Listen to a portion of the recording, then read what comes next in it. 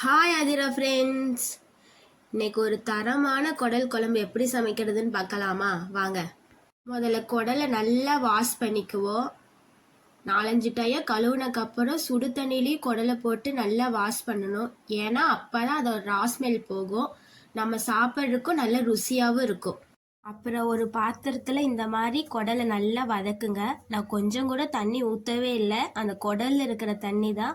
அந்த தண்ணி எல்லாம் வத்தட்டும். அதுக்கு இடையில நம்ம போய் மசாலாலாம் அரைச்சிருவோம். இந்த குழம்புக்கு சின்ன வெங்காயம் அதிகமாக சேர்த்துக்கிட்டா நல்ல ருசியாக இருக்கும்.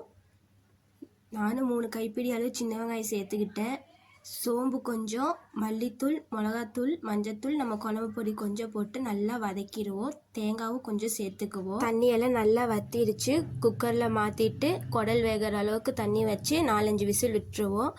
அதுக்கப்புறம் மசாலா இந்த மாதிரி அரைச்சி குழம்புல ஊற்றுனக்கப்புறம் தக்காளி வேணுன்னா நீங்கள் ஆட் பண்ணிக்கலாம். அது அடிஷ்னல் தான். நான் தக்காளி ஒன்று சேர்த்துருக்கேன். குழம்பு நல்லா கொதிக்குது.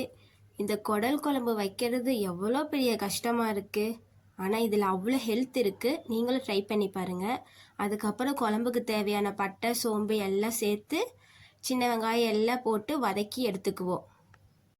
நம்ம ஊர் ஸ்டைலில் சூப்பரான குடல் குழம்பு செஞ்சாச்சு. நீங்களும் ட்ரை பண்ணிவிட்டு மறக்காமல் கமெண்ட்டில் சொல்லுங்கள் எப்படி இருக்குன்னு.